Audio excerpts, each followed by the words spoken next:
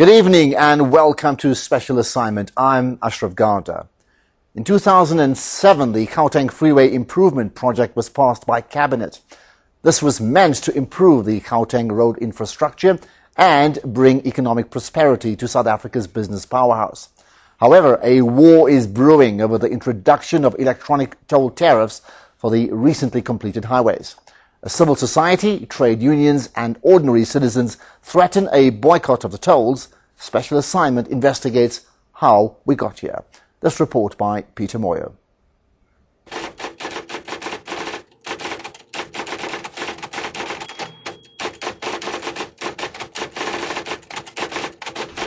The bond has been taken, 20 billion of it has been taken, and the repayment must start at the end of June, and that's it.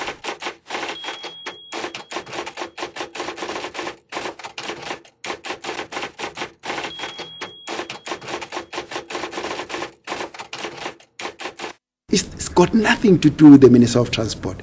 It's an initiative of the province of Gauteng.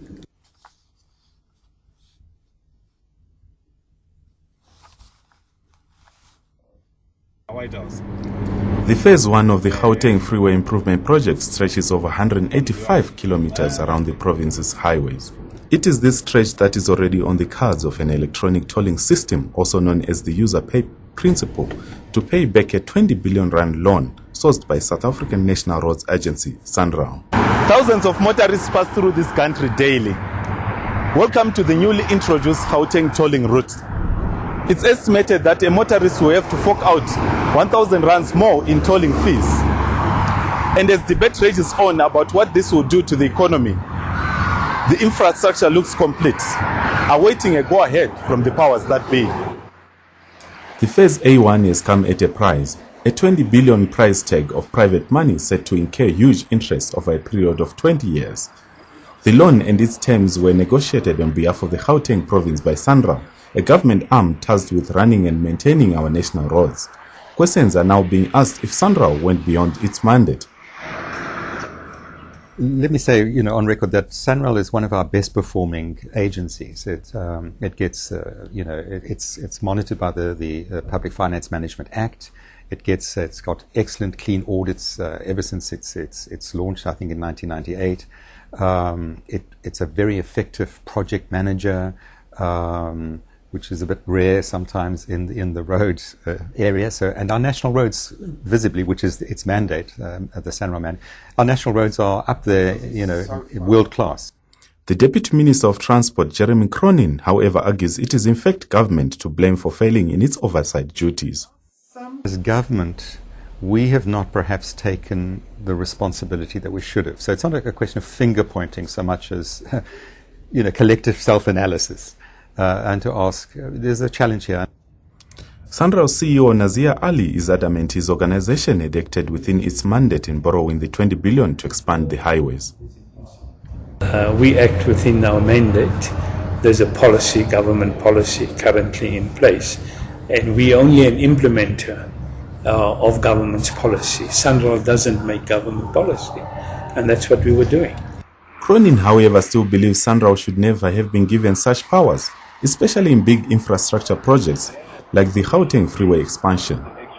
Can't allow SANRAL as an agency to run ahead of a comprehensive and integrated approach to the allocation of budget, whether it's borrowed money in the case the bonds basically, which SANRAL has gone out onto the capital market to acquire, or whether it's out of budget or whatever. Ali argues SANRAL had done its work in conjunction with the Gauteng government, which had made a request for the project in the first place. It's a joint effort by Gauteng, by SANRAL, and of course the metros. The freeway expansion in Gauteng is not a new phenomenon. It is one of the projects that had been earmarked to turn Johannesburg into a world-class city as the country prepared to host the FIFA Soccer World Cup in 2010. Like stadiums, the Gautrain and the other bigger infrastructure projects, the freeway needed an improvement. The World Cup was, also stimulated a great deal of infrastructure construction. And there have been several problems with it. The one has been that it's been a bit lumpy. So there was a lot of intensity before hosting the World Cup to come up to scratch on freeways, amongst other things, airports and so forth.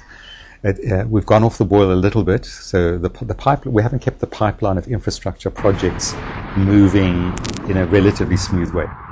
From the onset, SANRAL proposed to pay back the 20 billion debt through the now infamous electronic tolling system.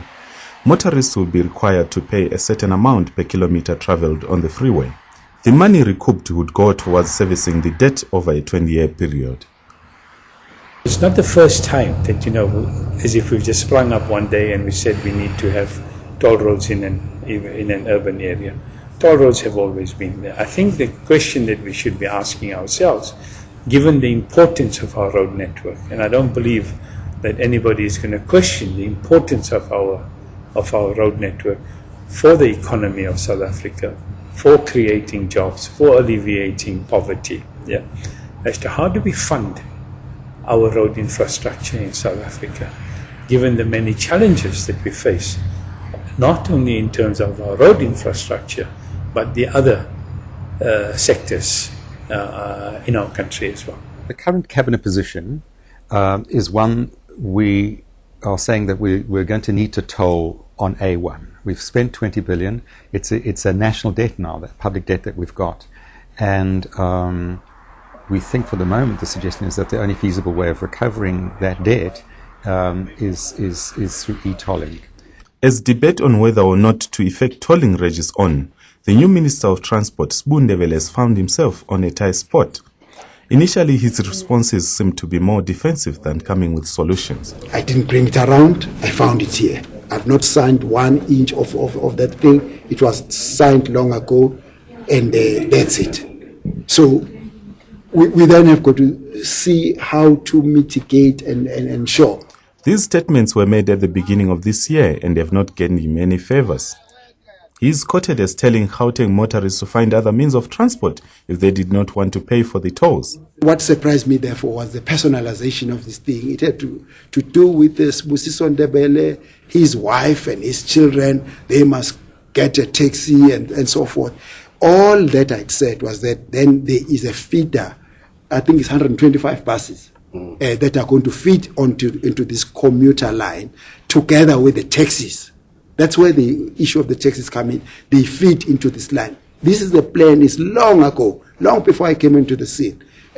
So I'm only describing that. I'm not saying jumping onto a taxi. I think on a serious matter like this one, it's important for all of us not to demonize each other. But was the motivation to borrow 20 billion rands justifiable enough? Jeremy Cronin doesn't think so. Why are we widening and broadening the freeway system in Gauteng and proposing to do the same in the Western Cape, for instance? And the answer we get when we look at the feasibility studies that were done in both cases is that there's congestion. But international studies really tell us that the general rule is that widening, broadening, extending freeways simply doesn't solve your congestion problem. So 20 billion rands later, are we any closer to a win-win solution? We get answers after this.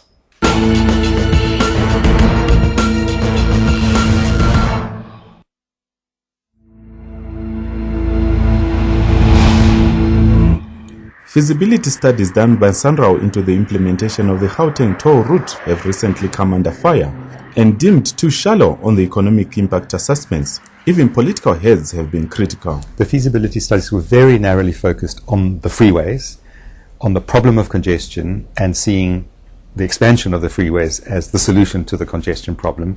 And there was no attempt to think more broadly and more laterally around the challenges. Nobody else has produced a counter report which is saying that our findings are incorrect in terms of the benefit cost ratios, in terms of the benefits to the economy and that. We haven't yet found that. Now, we can't blame SANRAL for that, and I think we need to accept collective responsibility, all of us, including the legislature in Gauteng, including all the political parties here in Parliament as well, because these plans have come through, the National Assembly came through the Gauteng provincial legislature and so on. This wasn't a secret project. Since then, various interest groups like the Automobile Association and others have come forward in opposition of the tolling. We believe that tolling, especially in a city environment or an urban environment, should be the absolute last resort to pay for infrastructure development.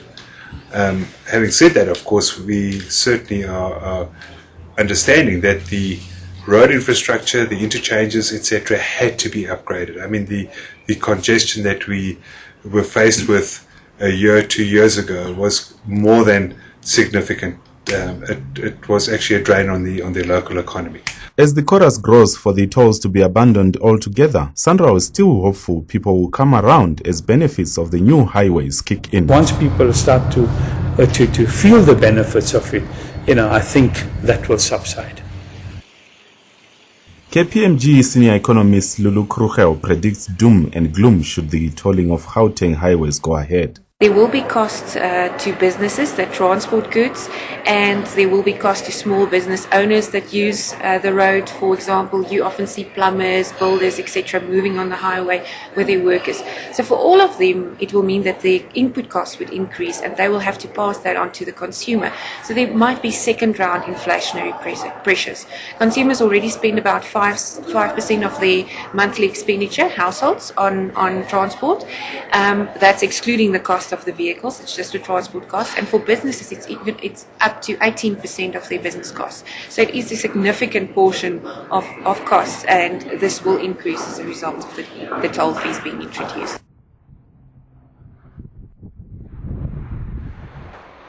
However, SANRAL's Nazia Ali begs to differ. The benefits outweigh the cost 8 times. So there's a much higher benefit, economic benefit we're talking about here as well, as opposed to the cost of the thing. Given the fact that consumers are already under a lot of pressure due to inflation, transport costs, we just had petrol price increases again this month and over the last couple of months, and people losing their jobs, there is really a lot of pressure on consumers. The further problem is that 60% of South Africa's GDP is dependent on consumers. So if the consumer is not doing well, the economy is not doing well. So they might have to move some of the expenditure from, let's say, retail, etc., to paying toll fees. That might impact the entire economy in the long run. The Transport Minister, however, acknowledges that though the debt needs repaying, further consultations should take place to find a less expensive way to pay back the loan. It's common cause that this had to be done. This initiative was a good initiative by the province of Gauteng. Gautrain was a good initiative. The Gauteng Highway Improvement Scheme was a good initiative. All of us agree, and it has really put the development of South Africa up in a very, very dramatic way. But how then do you pay for it? I think with our experts and everybody else, we put them to work now and say, let it not squeeze people in such a way that they hate the day they drove on this road.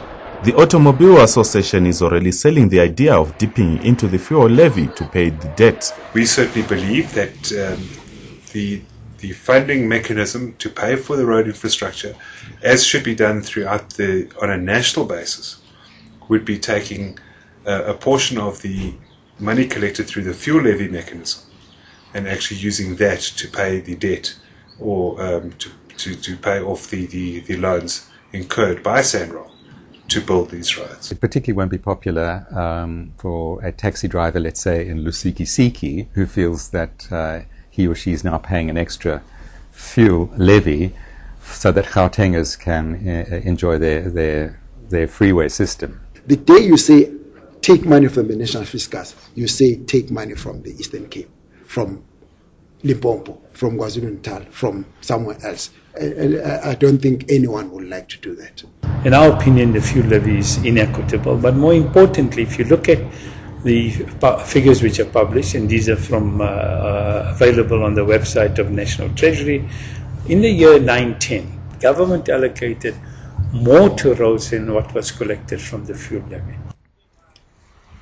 Justice Project South Africa, a pressure group that deals with road safety, says government has its priorities all mixed up.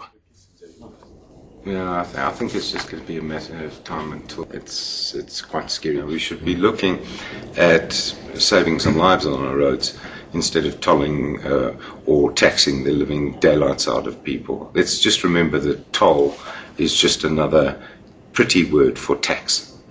Coming up next, just how much are private companies getting out of this?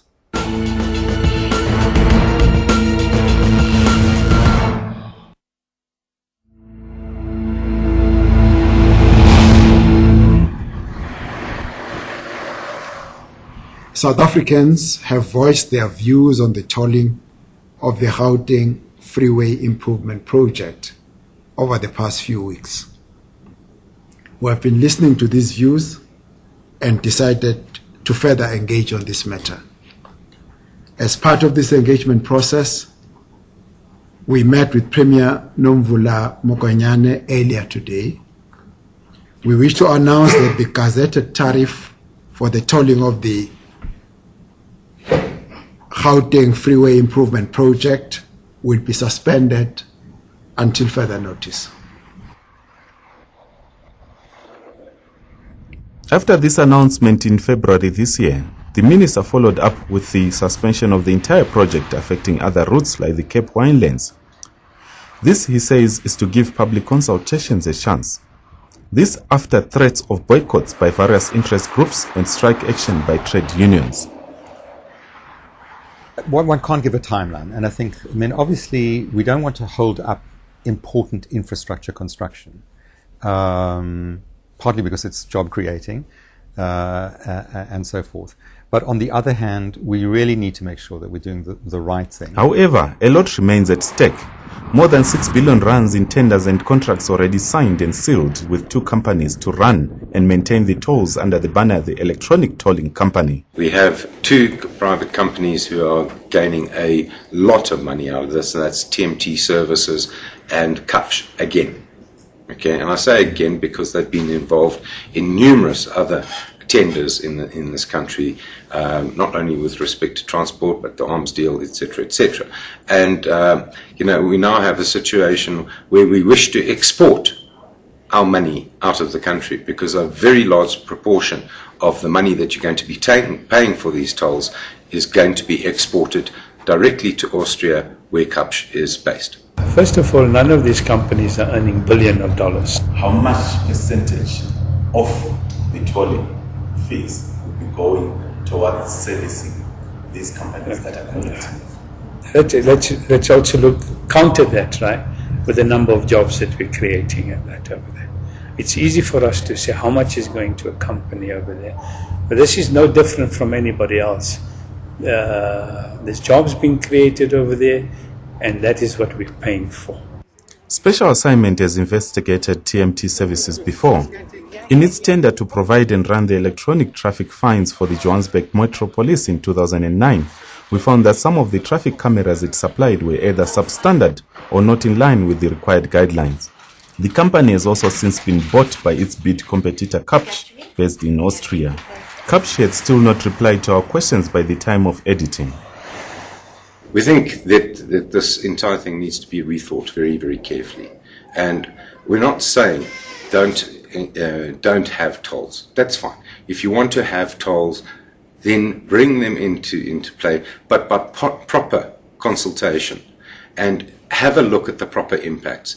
At the end of the day, we have a situation in this country that people's salaries are not keeping pace with inflation. They're not keeping they're not keeping pace with the cost of living in this country, and we just want to tax more and more and more. And eventually, what's going to happen is the same thing that happened in Sherwood Forest. We're going to have people rebelling against it. We want to really revisit some of these big projects that are in the pipeline, in the SANRAL pipeline. Now we're here. How do we move forward in a manner that is acceptable, that still pays the debt, in a manner that doesn't squeeze the motorist, doesn't squeeze the economic industrial development of Gauteng? Because if that happens, it stunts the development of the whole of South Africa if you stunt the development of Gauteng. And we certainly hope that our ministry and certainly government would be strong enough to understand that there are alternatives to funding a big project like the Gauteng tolls, just like there is in the Winelands in the Cape as well, without reverting to a toll situation and without actually burdening the population with excessive demands on disposable income. Because after all, the people that will feel the toll issue the most will be the poor, and they will just get poorer. There's a backlog of 149 billion rands on the maintenance of it. How do we fund that? Yeah. What is the cost to the economy of South Africa then if we do not have a well-maintained road? So at least, as I said earlier, with the user pay principle, that money is dedicated for the roads, and that's where the money gets spent. What are the real infrastructural challenges that we've got as a country? And personally, I believe, and I think many of my colleagues in government believe, that freeway expansion and extension is not the major priority at all. So we're wanting to use this public outcry. In a sense, it's, someone said of the 2008 global financial crisis, it was too good a crisis to waste. And in a way, the public outcry and frustration is also too good to waste. Let's use it, not for a narrow debate, but for a more profound debate around, let's have major infrastructure programs, but maybe they should focus on maintenance of roads in rural areas. Maybe we should deploy the skills that we've undoubtedly got in SANRAL to project manage at a local level or a provincial level.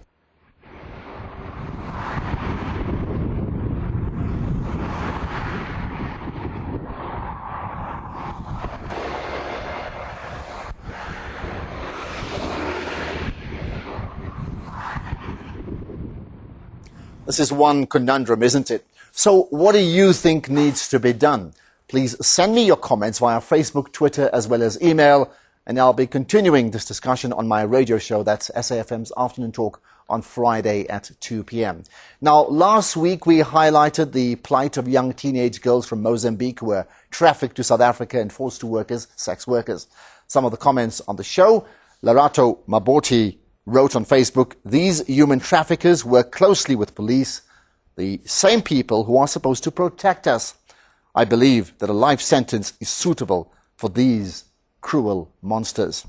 And Tariro Washe tweeted, "Well done to the Mozambican government for putting legislation against human trafficking in place. Now the South African government needs to follow suit."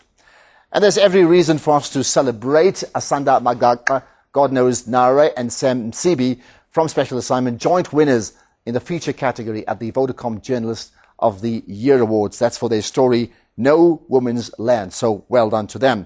And remember this, you can catch this show again, as well as previous ones, on the SABC News website. That's sabc.co.za/news. Well, that's it for tonight. Join us next week for another edition of Special Assignment when we point out the issues that matter.